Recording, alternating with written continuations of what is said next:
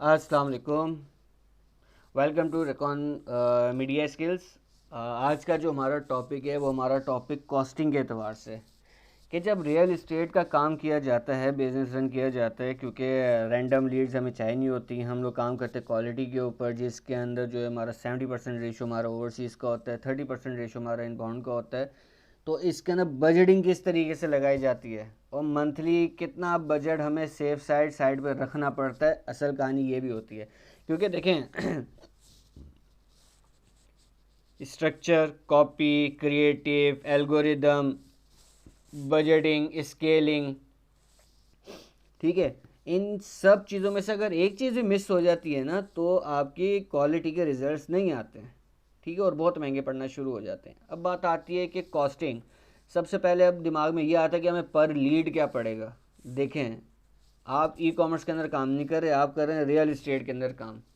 सबसे पहला कॉन्सेप्ट तो ये होना चाहिए दिमाग में कि अगर मैं काम क्वालिटी के ऊपर कर रहा हूँ, मुझे 500 की भी लीड पड़े बेशक एक, लेकिन क्वालिटी की हो।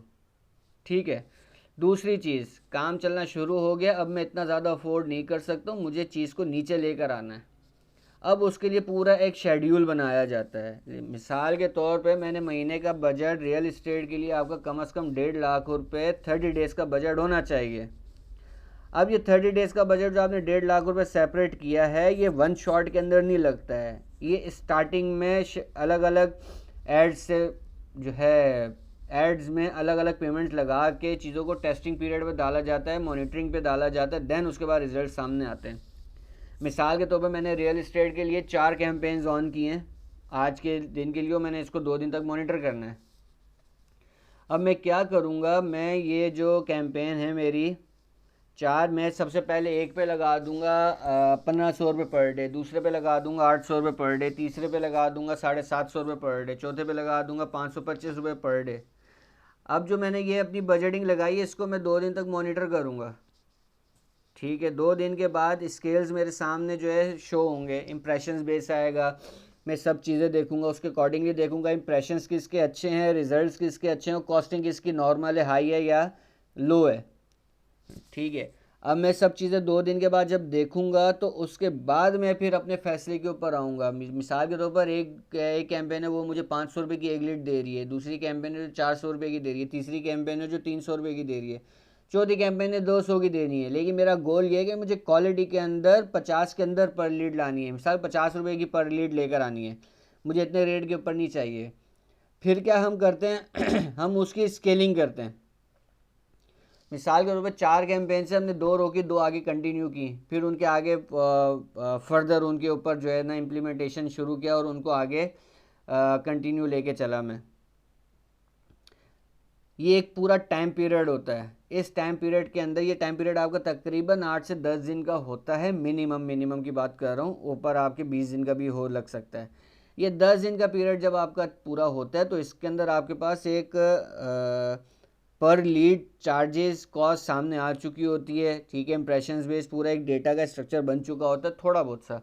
अच्छा, अब इसके अंदर क्या होता है कि स्टार्टिंग में तो मैंने 10 से 15 हज़ार रुपये लगा के ये चीज़ फाइंड आउट कर ली कि चलो ठीक है, 400 से शुरू हुआ था, मैं जो है ना 100 के अंदर लेकर आ गई हूँ चीज़ को, कि मेरे जो 4 में से 2 ऐड थे वो आगे चल के जो है मुझे उन्होंने जो है 90 रुपये की लीड दे दी है।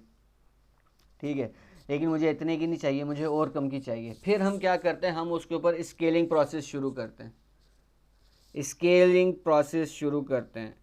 अब स्केलिंग क्या चीज़ होती है, वो अलग वीडियो, वो भी आप जाके देख लीजिएगा, आपको चीज़ समझ में आ जाएगी। ठीक है। और जो है ये मतलब एक बहुत डिटेल टॉपिक है। अब ये छोटे टाइम पीरियड के अंदर इसको डिस्कस कर भी नहीं सकते, लेकिन कॉस्टिंग याद रखिएगा कि कम बजट के अंदर आप ये काम नहीं कर सकते। महीने का कम से कम आपका 1.5 लाख रुपए का बजट होना चाहिए।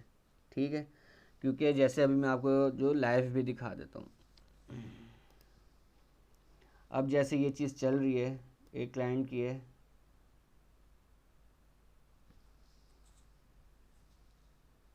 अब आप इसके अंदर देखेंगे अभी इसकी कॉस्टिंग पर रिजल्ट ये आई हुई है, लेकिन नीचे आप चले जाएंगे तो इसकी जो है, अल्लाह भला करे आपकी